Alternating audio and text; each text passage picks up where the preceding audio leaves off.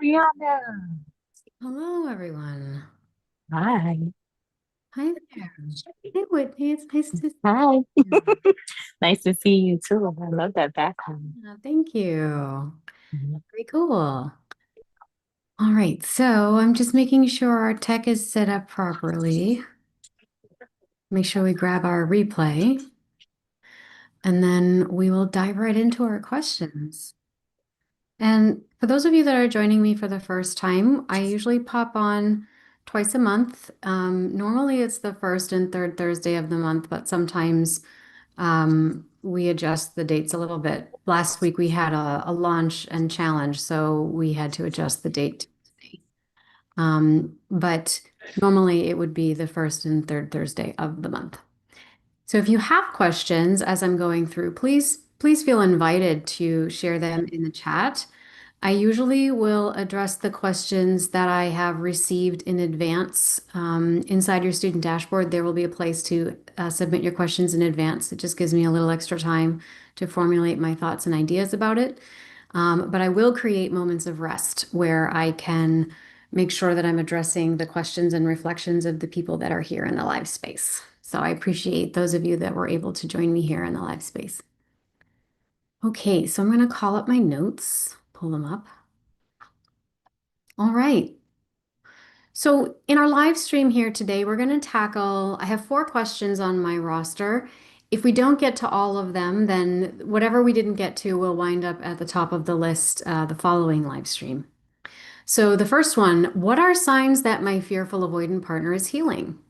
Secondly, could being emotionally mature be the reason that people don't want to date me? Thirdly, how to spark the chemistry with someone new? And lastly, how to decide between 2 people, especially if one of them is your ex. So, in the last question, we are going to do a bit of a guided visualization practice to explore the answer to that question, so long as we get to it.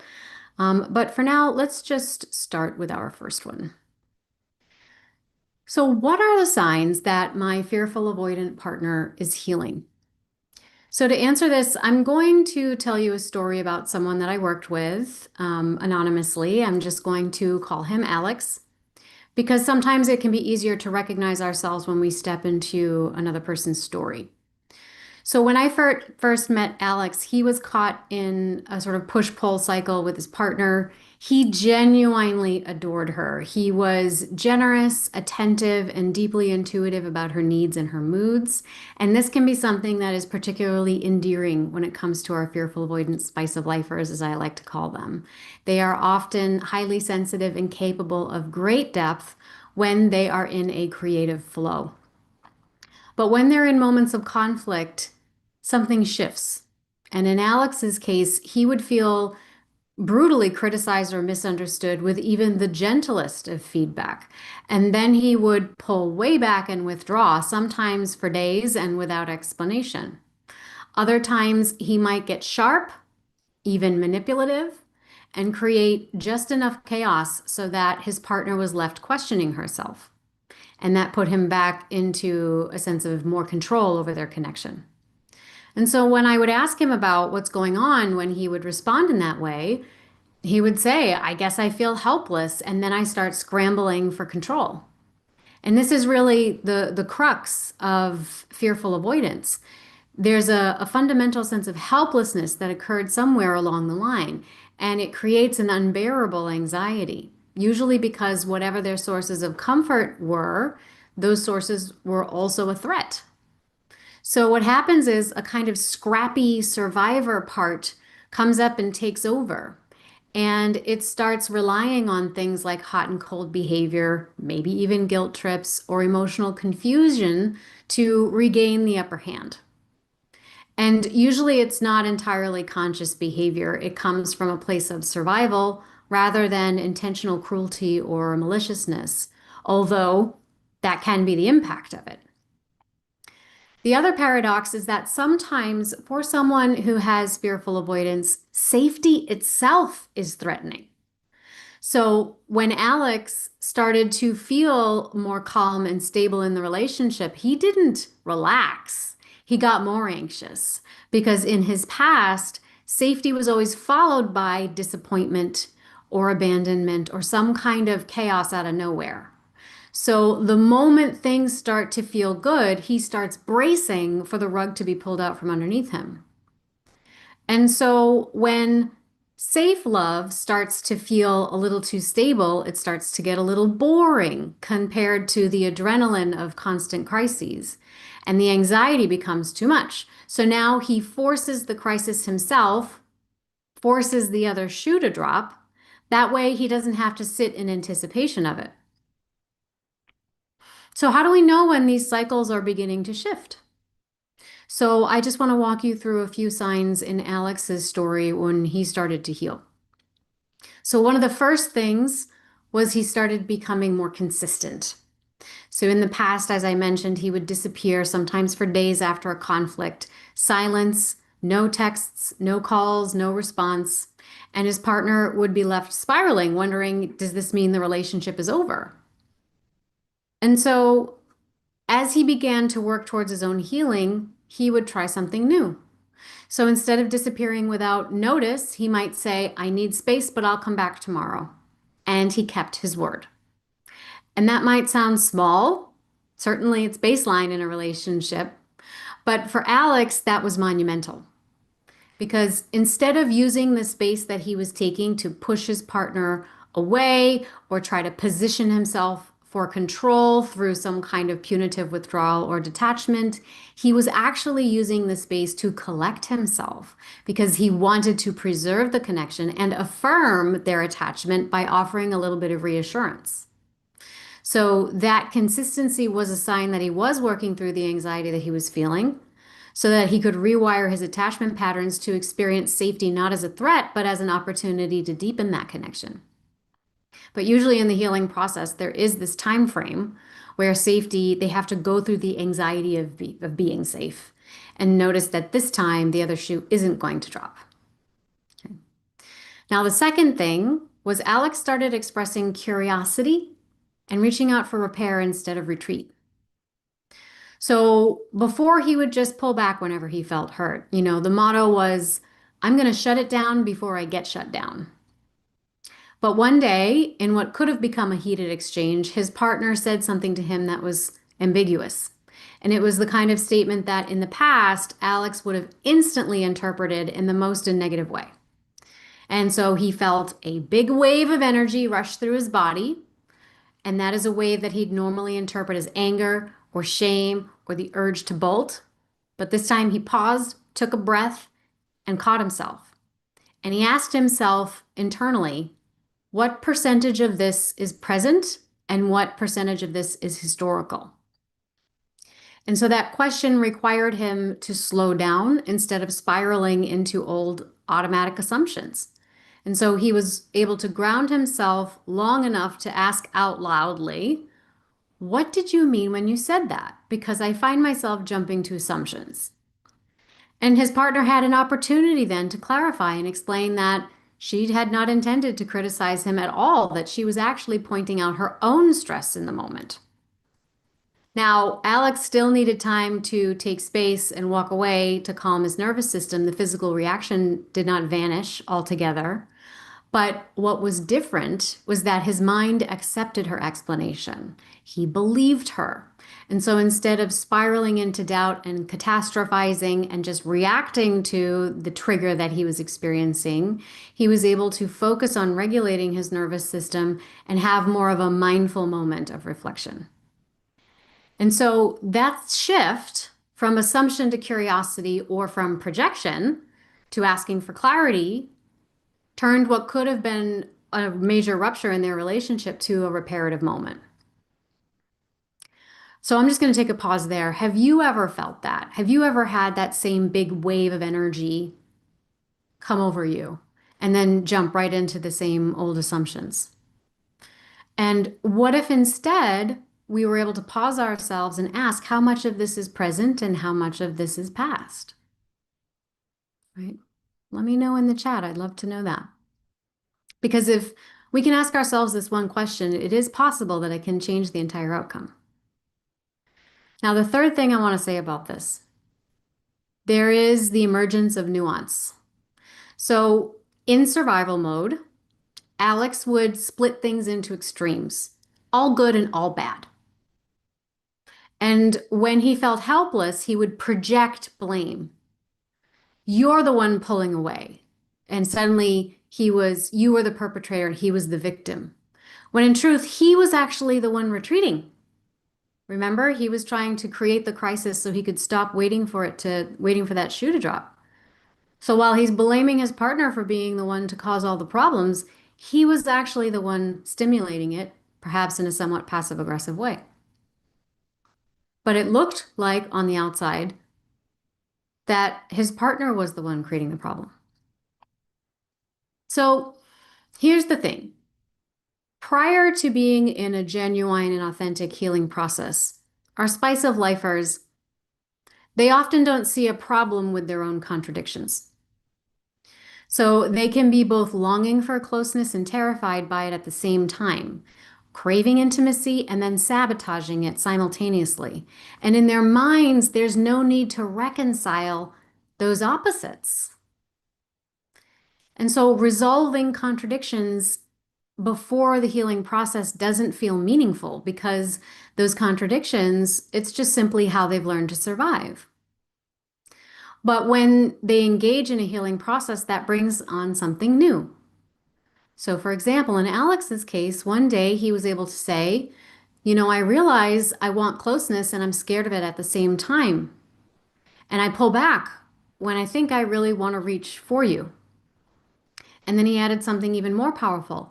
I know that must be confusing for you, and I want to work on being more consistent.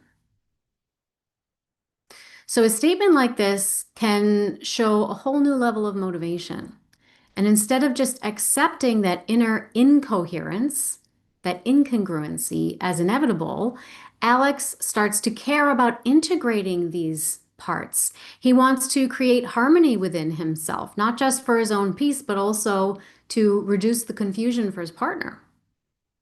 And so that shift from contradiction as being a normal state of affairs to actively seeking and intentionally seeking coherence as a goal is a sign of healing.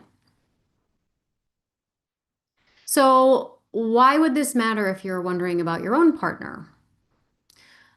Because when you witness increased consistency, an openness and an intentionality around repair, and increasing nuance and finding meaning in resolving contradictions and conflicts, then you can stop doubting yourself so much, right? Because you know that it's not just you doing the work to keep the relationship together.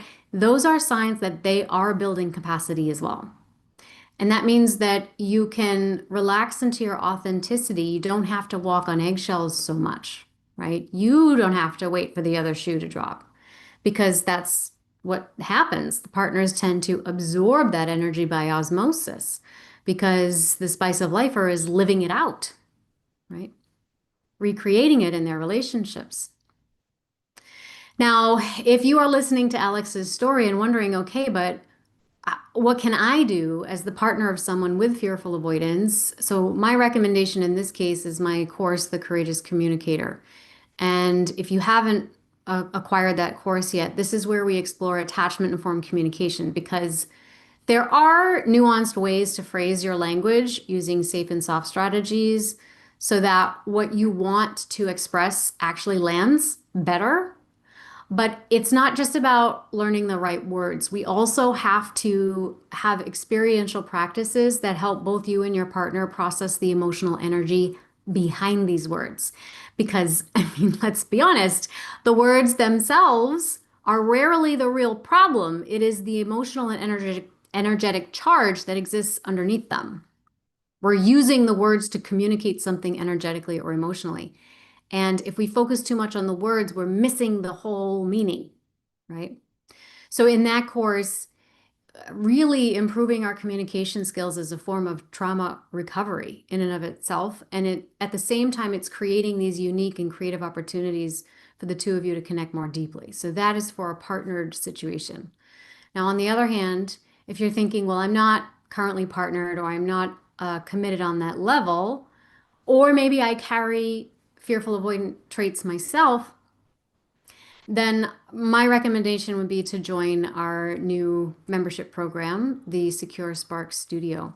It's a weekly live group coaching experience that you can sign up with a monthly membership if you like. We meet on Zoom just like this with breakout room activities, and we're going to be following a year-long curriculum that follows the seasons of the year. So it's a creative, fun, transformational process. And we'll be doing it together live like this with a little bit of hand holding and community. So if you're interested, our very first session is October 8th. You can still enroll. I'll include a link to that in the caption of this replay. And you can be one of our founding members. So I hope that you'll learn more about that. Now, before I wrap up, there is one other important thing I want to say about this. So, one of the most important things to remember with someone who is fearful avoidant, what I call a spice of lifer, is that perhaps more than any other attachment style, they will need to be actively working on their inner space in order to meet you in a reciprocal relationship. So, anxious partners, for example, they are far more receptive to the emotional influence of others. They are wanting of that influence. And so, this attachment style is the most likely to respond positively when you create a safe environment. So, that's why the expression, oh, you just haven't met the right one yet. This could apply to an open hearted person because they are receptive. They're also, I would say, benefited by the idea that if you're feeling helpless, help someone else, because service tends to give them back a sense of their own agency. Now, we have our dismissive avoidant individuals, whom I call Rolling Stones, and they're a little different because they are fundamentally rejecting of emotional influence. So they take longer to warm up, and most won't invite emotional participation until something catalytic cracks them open. So for them, it could be a painful breakup. It could be the loss of a loved one. It could be a work crisis or even a transcendent experience. In essence, they face some kind of turning point and threshold, and the choice is either to open up or close up completely. And so that's why for these folks, the timing has to be right, really applies here. And the path for them is discovering what is true connection to themselves, not just the self that is always rejecting the influence of others and whatever's left after that, right? So in this case, we might think about Joseph Campbell's quote, follow your bliss.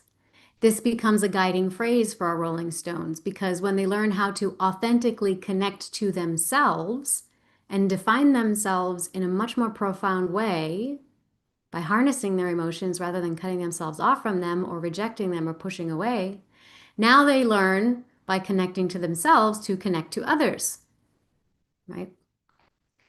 For our spice of lifers, it's a little different. They have to be willing to let it in. And remember, they got this way because their environments were predictably unpredictable. They don't trust the right one to show up because they expect everyone to also go out. A catalytic event is not enough for them because they have been through crisis after crisis. In fact, surviving chaos is their baseline. And that's what makes them incredible survivors and profoundly attuned to the extremes of human nature. So for them, healing is less about timing or a significant life event or a significant partner. And it's really more of an internal process. It's about connecting to the essence of their spirit with intention, confronting the pain they carry, and integrating it so they become more emotionally flexible as opposed to brittle. Right. And so that's why I believe the catchphrase, with great struggle comes great calling applies. Or another Joseph Campbell quote, if you are falling, dive. This is a profound assignment. I think it's a deeply spiritual one. And so for our spice of lifers, healing isn't just in service of their relationships, it's really in service to the collective because they're a mirror for all of us. And that's why I call them spice of lifers. So to bring this to a close, Alex's story, our example for today, it's not about perfection. He stumbled, he wobbled, but over time he learned to stay in the room. He learned to choose repair. He allowed safety to feel less threatening and more like love.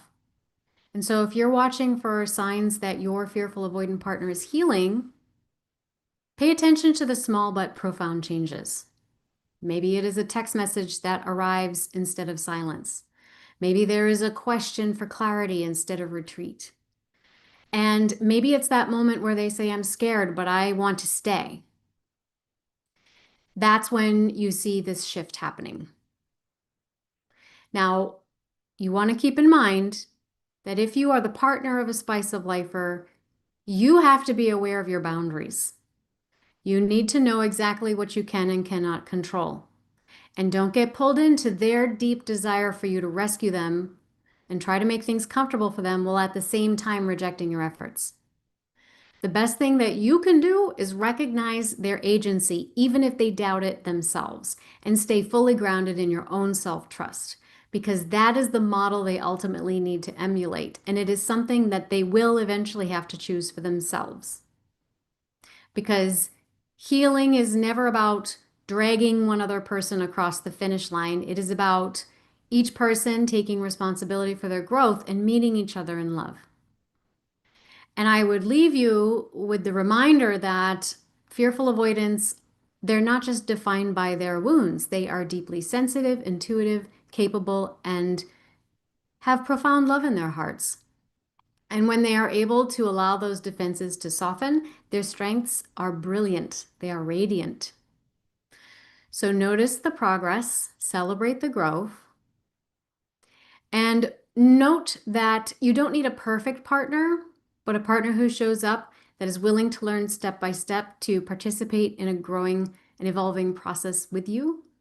And that will create the kind of safety that isn't threatening, but more a foundation for real love. So let me know if Alex's story resonated with you, whether you relate to Alex or Alex's partner, or you can just drop a yes there.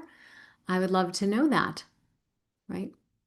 And while these signs might feel like, oh, well, that's just baseline, everybody comes from their own point of origin. Everybody comes from their own perspective and experience. And sometimes healing might look like a whisper, but it could be the loudest proof that love is really evolving. And we don't want to miss that. There's another expression, God speaks in whispers, don't make him shout. Right. Okay. And I just want to acknowledge our chat here. What if you're not in an explicit committed relationship with a person, but you're still working this out with someone and are actively engaging in the healing process, signs you brought up? Would it be bad to just disconnect from them or pull back, or would that hurt them? Well, if you're in a connected relationship, they might have hurt feelings, but they're allowed to have them, right? And you have to, it's more of a question of like, what are my boundaries here, right? I am willing to offer this much up until this point, and beyond that point, I can't control it. They're not receptive to my influence. And so I have to let that be their responsibility, right? And you got to let that go. And then you just have to ask yourself, for my own health and well-being, does giving them the space to assume responsibility for that mean that I disconnect for a little while? So it's less about trying to negotiate yourself around them, and it's more about what do I need and want at this point? And then operating from the standards that you uphold for yourself. Because otherwise we may start abandoning ourselves with little chipping away at the things that we compromise just to keep them close. And that's when we lose our footing. Right? It's a great question. Appreciated the Joseph Campbell quotes. Yes, love Campbell. I have a funny little story about Joseph Campbell. So when I met my husband, which was in the middle of a pandemic, he made the mistake of mentioning the new Star Wars movie that had come out. And I love Star Wars because I happen to be aware of how much George Lucas consulted with Joseph Campbell in writing these stories and how profoundly impactful they've been on our culture. So I started rattling this off to him. And I also said, and I love the new ones because there was some exchange or sale, in the exchange and sale of Star Wars, there was the influence of the wife of one of the executives who came in and said, while the original movies were inspired by Joseph Campbell's hero's journey. The newest ones are inspired by Maureen Murdoch's A Heroine's Journey. And Maureen Murdoch was Joseph Campbell's student. And so we actually are seeing in the second, these newer Star Wars movies coming out, we are seeing the emergence of a feminine paradigm for self-actualization. Especially if you watch the series, I think it's called Acolyte or something like that. But it's very thrilling for me. So I talked at nauseum about it, and he was just like, uh-huh, uh-huh, uh-huh. But now we're married, so clearly I didn't scare him off too much. So I like myself a good Joseph Campbell quote. All right. Okay, so we had another question here. Could being emotionally mature be the reason people don't want to date me? Okay. All right. Well, if you have ever felt like your depth is being mistaken for neediness or your emotional vulnerability is being seen as a red flag for some reason, then we're going to explore that in this segment, right? Because we want to take a look at what is the difference between being emotionally mature, which were the words being used here, and being emotionally urgent or capable, right? And are we communicating our emotional selves in a way that attracts or in a way that overwhelms? So we're going to break this down into three essential areas. The first is if you feel like what you perceive as your emotional maturity is not being well received, it's probably not your depth per se, but it could be your delivery. The second thing is when we are expressing emotional maturity, you're going to come across as grounded to the other person as opposed to feeling pressured. And thirdly, maybe it's not them, it's you, which means, are you still attracting the same type of people or the same type of relationship dynamic despite the fact that you've gained a lot of insight, right? So let's break these down a little bit. So the first thing, it's not your depth, it's your delivery. So this is the idea that emotional availability is not the same thing as maturity. Availability is all about what you share, your feelings, your past, your hopes and dreams. And maturity is more about when and why you are sharing it. It is the container that holds that vulnerability and that openness. So I'd have you think about it like this. Are you using deep sharing as a way to prove emotional maturity and therefore fast track intimacy? Are you trying to create a bond through immediate intensity? To essentially say, look, here are all my parts. Choose me now. And it might feel like emotional maturity because maybe you used to suppress and hide all of that. And now you're sharing it. And that feels pretty good. It feels like you're evolving, that you've matured. And in fact, you have. This is an extremely important part of the process. But that kind of energy can communicate a sense of pressure and urgency. And it winds up kind of skipping over what's required for real depth and connection.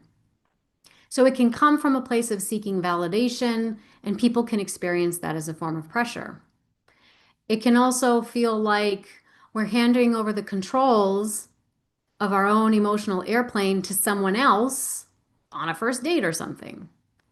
And that can be a huge responsibility. It feels overwhelming. So, emotional maturity includes things like discernment, timing, and attunement to the other person, to what's going on around you. It's being able to read the room. It's asking, is this the right moment for this story? Have I built up enough trust for this level of disclosure? Am I sharing to connect or am I sharing out of a need to be chosen? And so, how that impacts our delivery is really everything. So, a well timed emotional share can feel like a gift and an invitation to someone, whereas a premature confession can feel a little bit more like an obligatory demand. Now, the second thing, true emotional maturity is going to feel grounded and not so much pressured. Okay. So, An emotionally mature person is going to create space where two people can feel invited to be themselves in that space. They can share the space equivocally. They listen as much as they are sharing. They aren't performing vulnerability, they're actually practicing connection. And so their energy says, we've got time. We can slow down and get to know each other. So if you're concerned that there might be a way that you're showing up differently, right? If our inquirer is wondering if there's another way that they could show up, then these are some questions we might ask ourselves to assess. Is it my delivery? Is it how I'm showing up? So, number one, did I listen as much as I shared, or did I make them an audience for my emotional journey? Did my sharing invite them to share equally with me, or was I really testing them and their capacity prematurely? Did I feel grounded in myself, or was I anxiously hoping that my vulnerability might secure their interest or their compassion?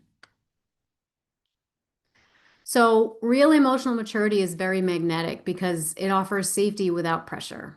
It doesn't need to rush. It knows that the right connection is going to unfold in its own pace, and that depth is going to be built in a way that lasts. Okay. So the third point, it's not them, it's you. So in other words, are you attracted to the same type of person and the same type of dynamic despite all of your insight? So it's highly unlikely that your emotional maturity is the reason people don't want to date you. But it might be revealing something crucial about the specific type of person that you are attracting and that you are attracted to. So when we're drawn to people who are at a similar level of emotional readiness, it's not always in an obvious way. So if you lead with intense vulnerability early on, maybe you're unconsciously attracting people who are familiar with that intensity, perhaps from past relationships that lacked certain healthy boundaries. And so you both wind up falling into the same kind of traps and mechanisms and patterns that evolve from premature emotional intensity with a lack of boundaries.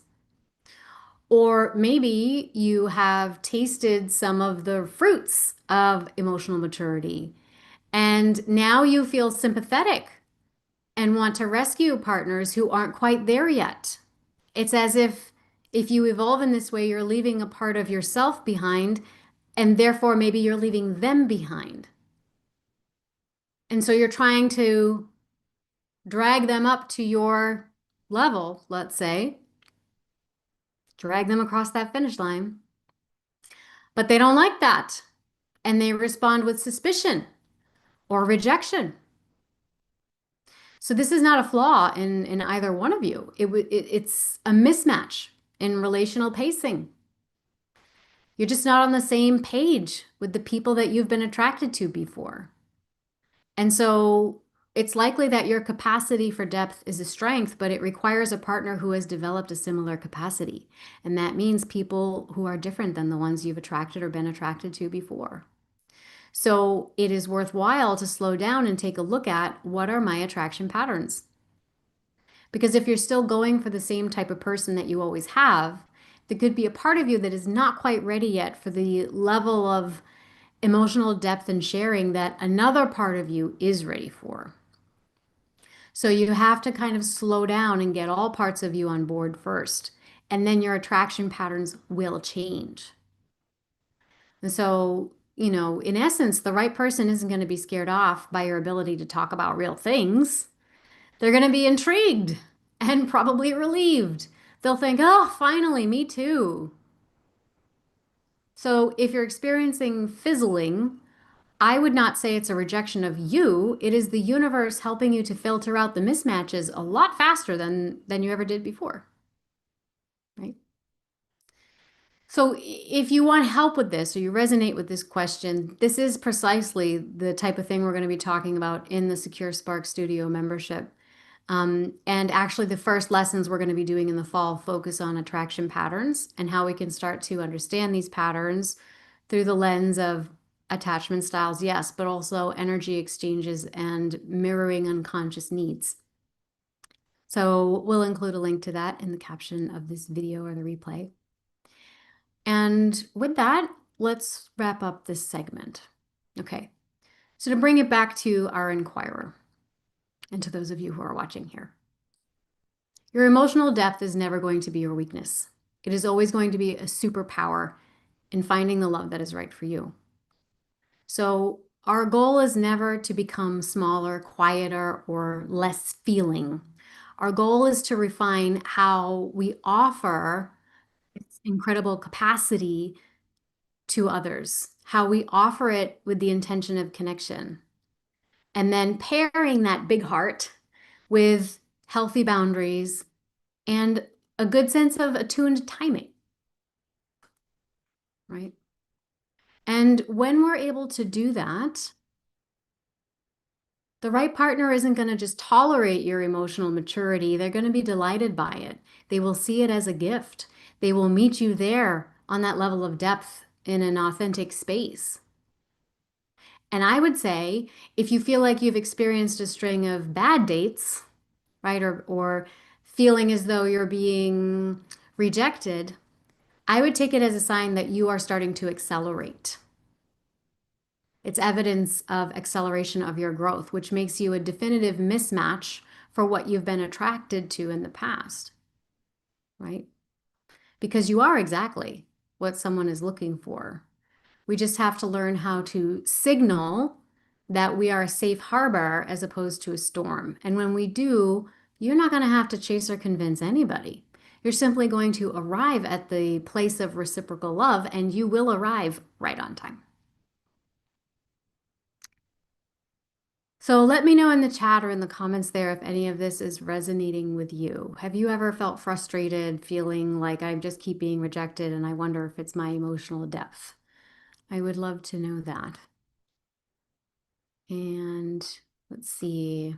Um, Bezam, I'm going to make you my co-host. I realize I haven't done that yet, just in case somebody pops in. Any questions coming up before I move on? I'd love to offer some feedback on those. I see we have some, you're so positive and see things from both sides, but she is so withdrawn. Is there any way forward? So, I mean, I would go back to the fearful avoidant segment where we talked about how the way forward is acknowledging the extent of what you can and cannot control, and then being aware of what you need and want independent of a specific person. This is what I know I need and want from a relationship in general. And now you're going to cultivate your boundaries around that. And now this relationship is being held in comparison to, is this partnership in service of my greatest good? Does it include boundary violations or respect for my boundaries? Does it include intrusiveness, punitive withdrawals, or invitations to connect and create a co-created mutual reciprocal loving space where we both get to take up space, right? So the way forward is reflecting on and asking those questions, right? She's showing signs of love, but is acting avoidant, very traumatized from the past. More than 99% of people struggling now. I'm anxious. Again, I would say the spice of life, or more than any other attachment style, it's a spiritual calling. It's a journey, an inward journey that they have to be willing to engage with. Mhm. Okay, let's see. I have another question here.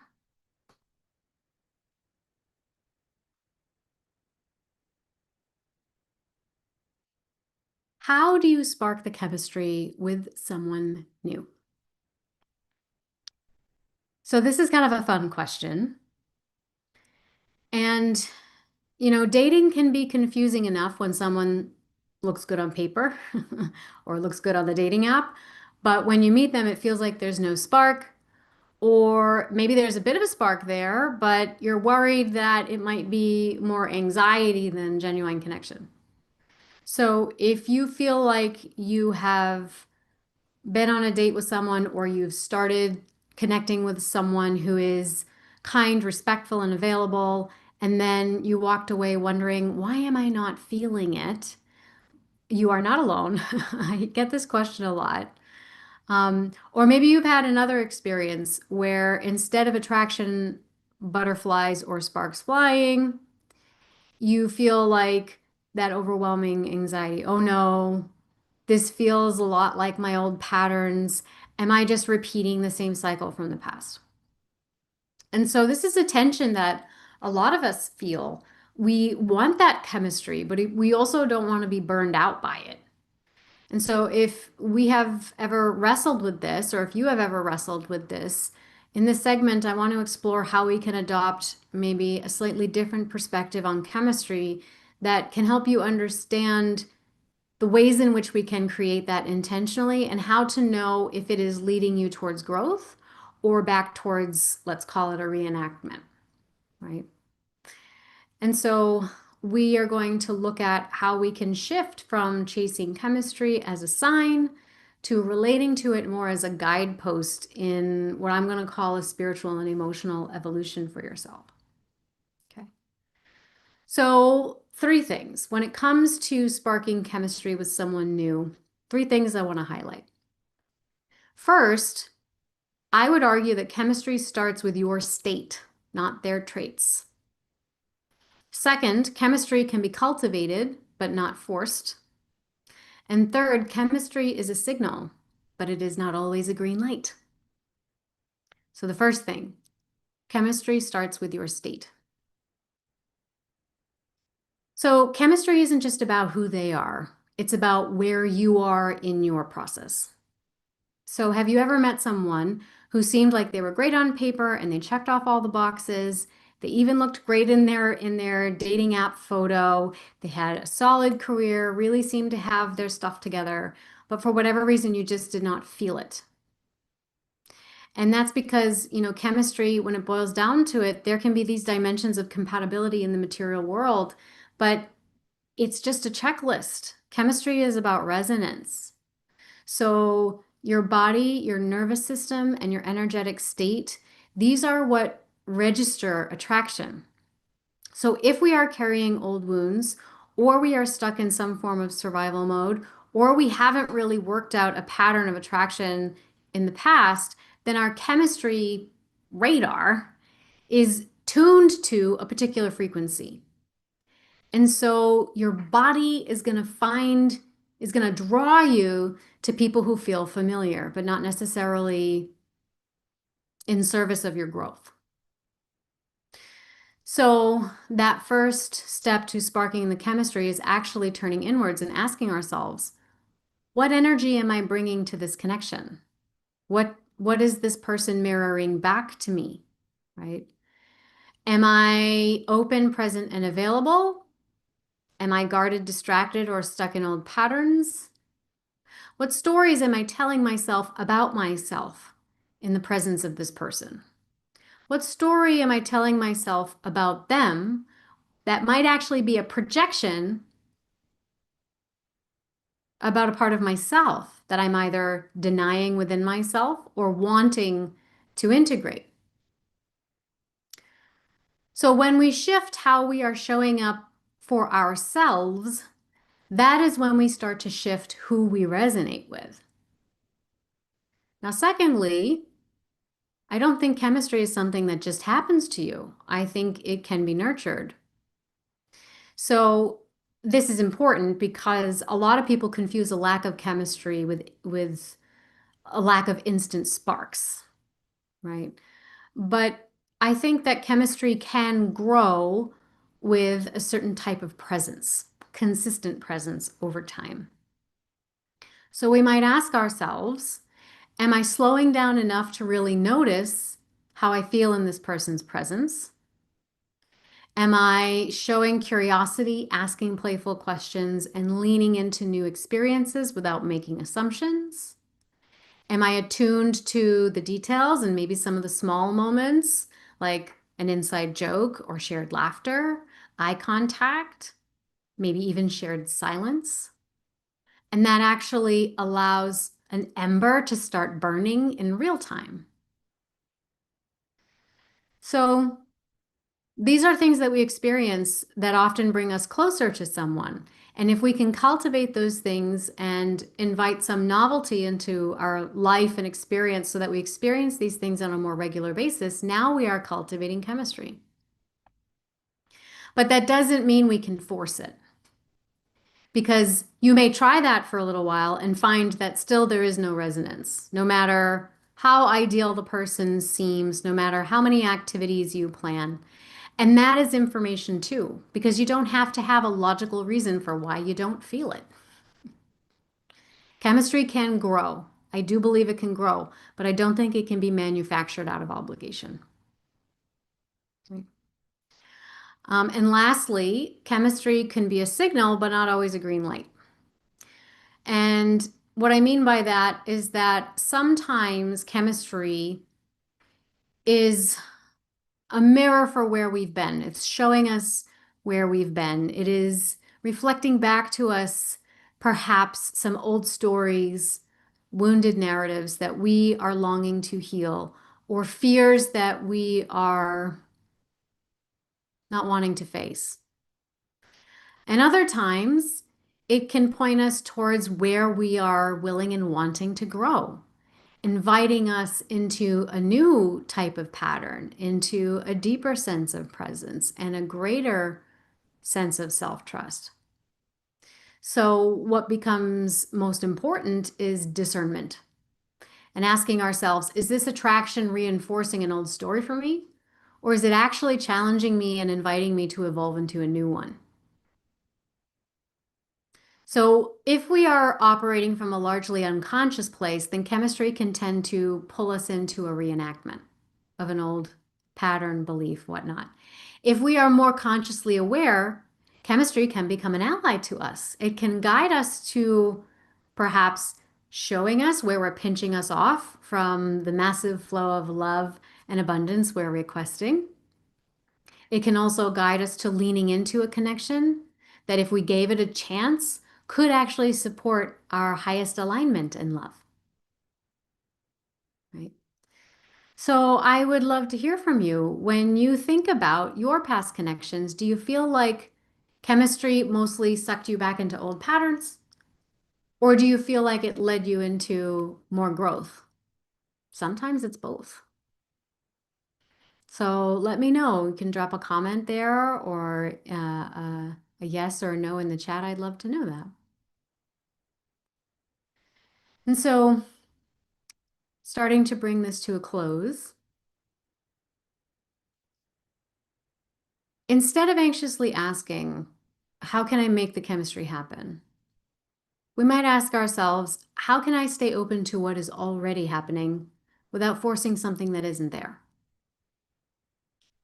Because it's a reframe that takes us out of performance mode and puts us into presence mode.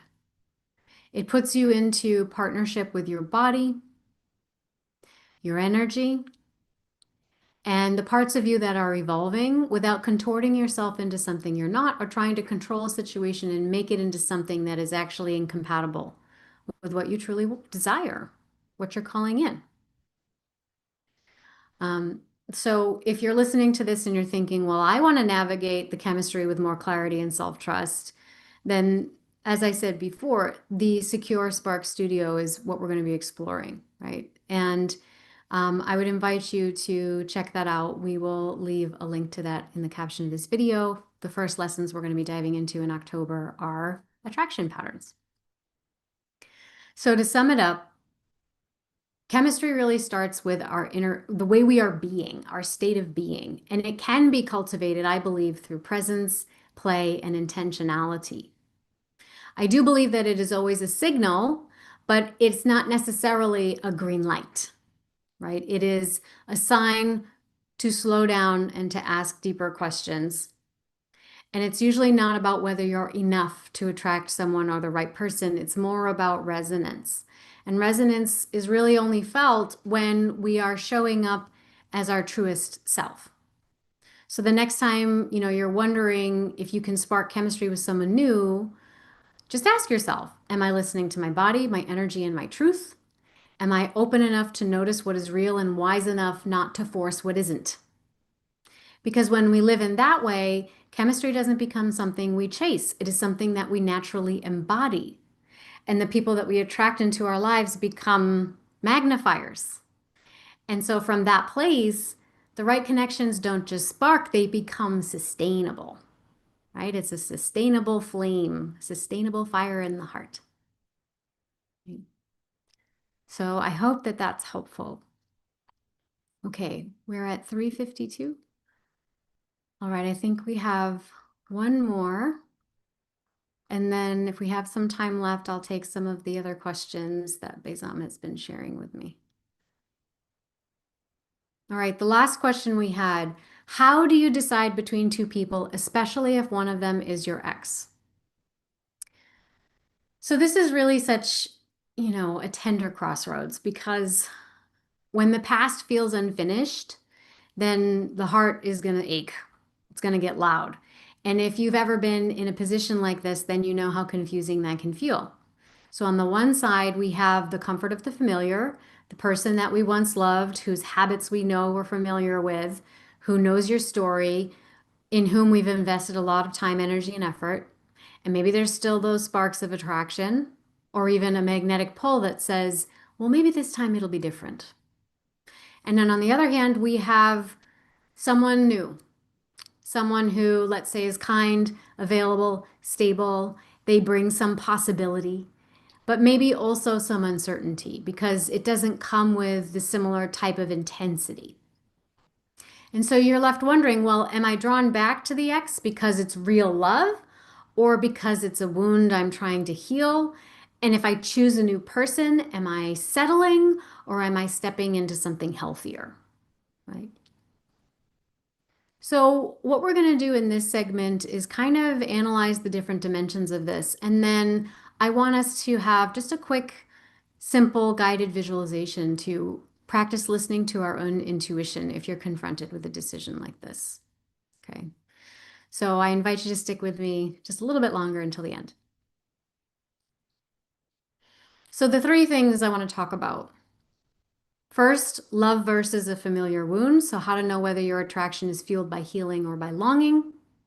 Second, patterns versus potential and why the history might be more important than hope when it comes to your ex. And lastly, alignment with your growth. So, how to choose a path that really honors who you are becoming and not just who you've been. So, let's start with the first one, love versus a familiar wound. So, are you being attracted by love or by a certain wounding that is acting itself out? So when we are reflecting on our exes, there's always an echo of unfinished business. And you might find yourself thinking, well, if I could just make this work, maybe it will prove that I wasn't crazy to love them in the first place.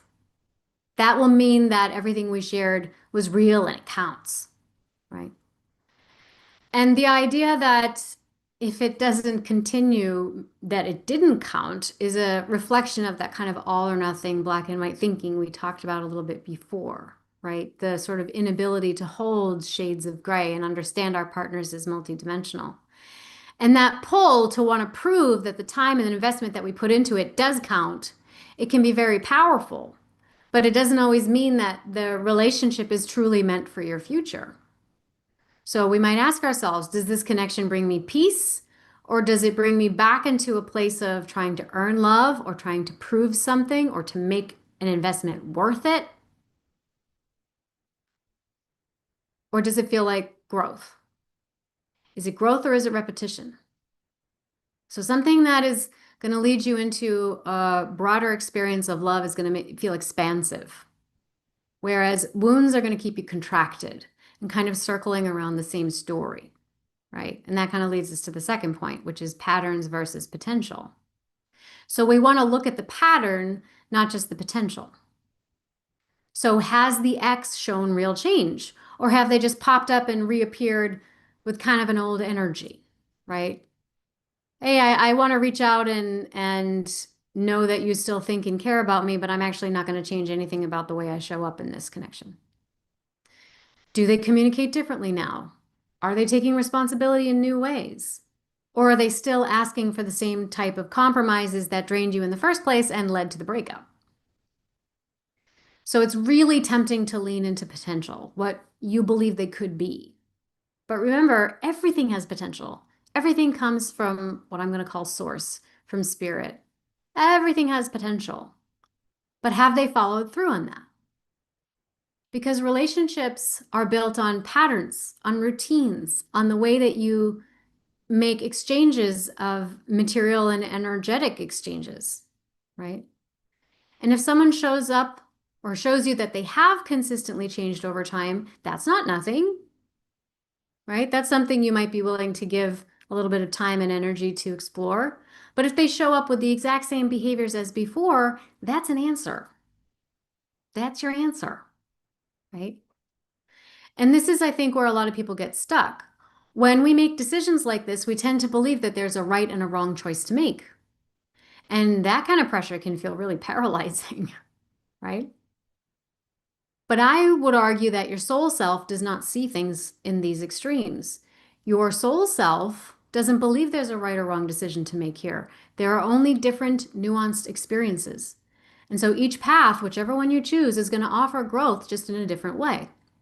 So instead of asking what's right or wrong for me, the question is which relationship enriches my life in a dynamic way and brings me into greater alignment with my own highest purpose. Now, the paradox is sometimes the choice that you fear could be wrong is actually the very choice that will accelerate your growth. Sometimes it's the detour that's going to get you there faster. And that leads us to our last point and a little guided journey here. So, I want you to ask yourself, which path will lead me back to me? Which person, when I am around them, is it easier to feel more like myself? Who brings out your clarity? Who brings out your peace? Who supports your growth? Who makes it safe to be messy around without losing connection? Who is it safe to be playful around without walking on eggshells?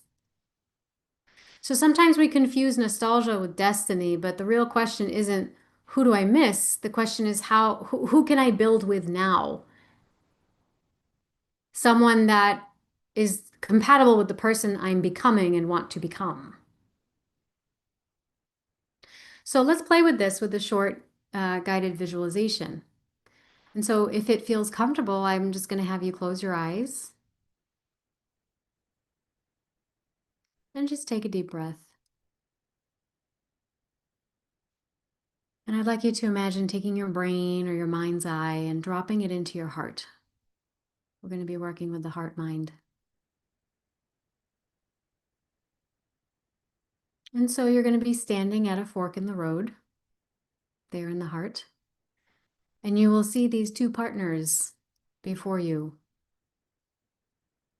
One will be the ex you might be asking about, and the other will be a new connection. Maybe you know who they are already, or maybe it's someone you haven't met yet.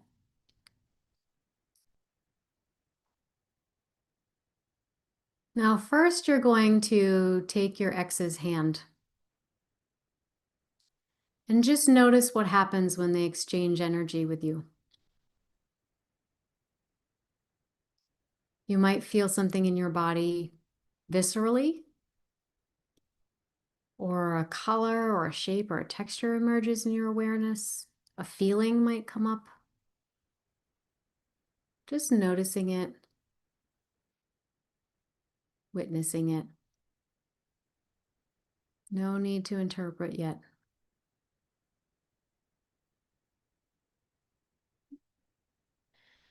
And now I'd like you to imagine in your mind's eye, this X's face, their visage, gently begins to blur and dissolve.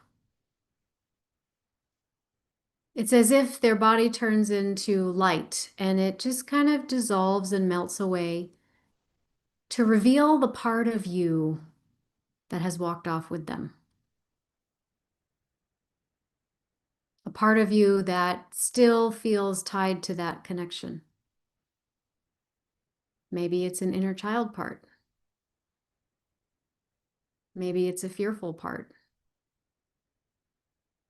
Maybe it's a part that carries a lot of longing. Whatever part of you shows up, just welcome it. Listen to it.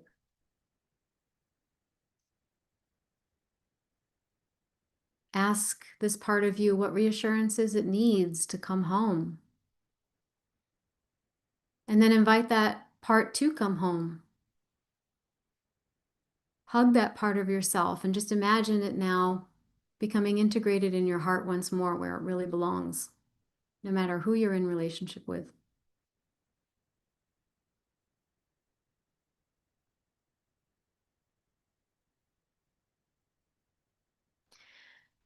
And take a breath and let it go. And now we're going to turn towards the other person, this new opportunity, someone you might have met already or someone you haven't met yet. And you're going to take their hand now and notice the exchange of energy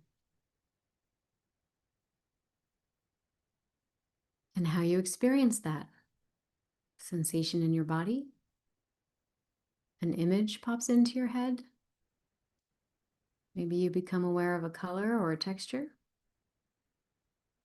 Maybe you have an intuitive message.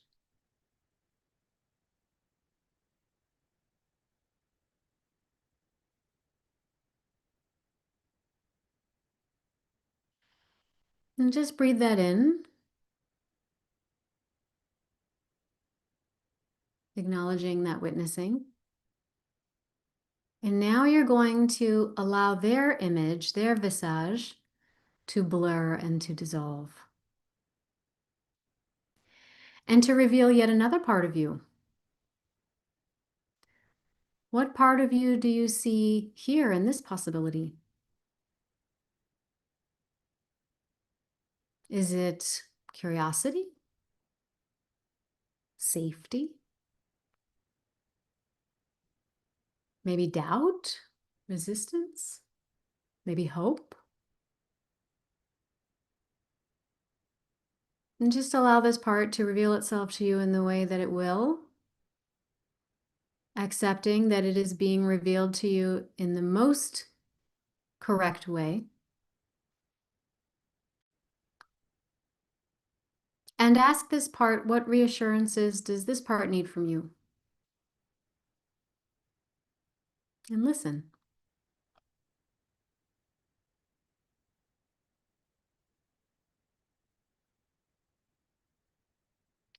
And so whatever it needs, just imagine yourself offering that.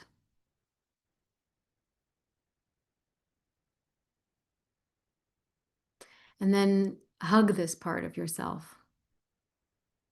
Draw this part close to your chest and into your heart, inviting it back home where it belongs.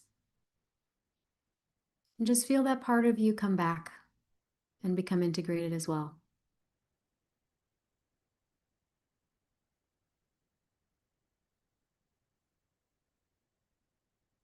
And now you're going to return to that crossroads where we started. And I want you again to look out at both partners. But this time notice what is different. What is different about these options now that you have recovered the parts of yourself that you may have projected into them?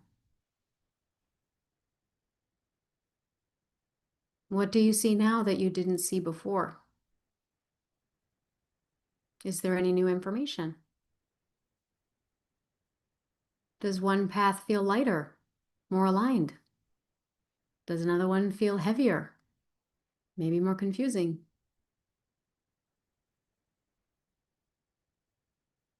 Just take a breath and let that awareness land in your body, becoming a form of cell memory.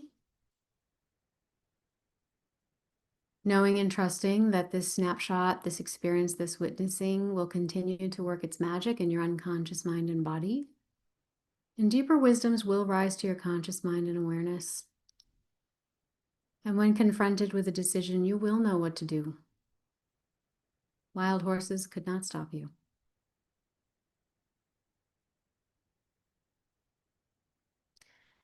And so this is the gift of alignment. It's not about choosing who will complete you. It's about reclaiming all of yourself. So the choices that you make reflect the wholeness of who you already are.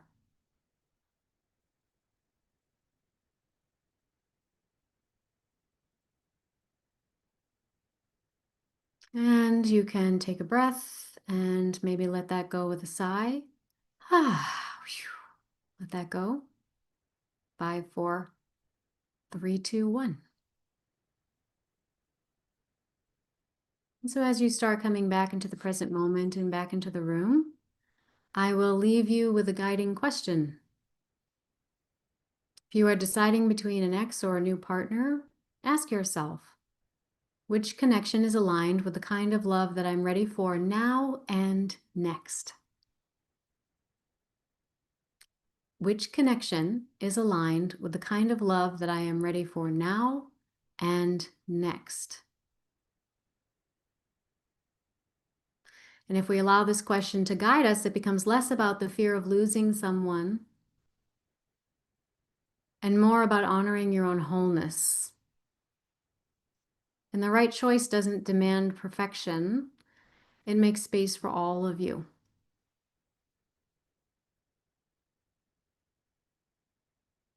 So if you are at this crossroads, I would trust the version of you that wants something deeper this time.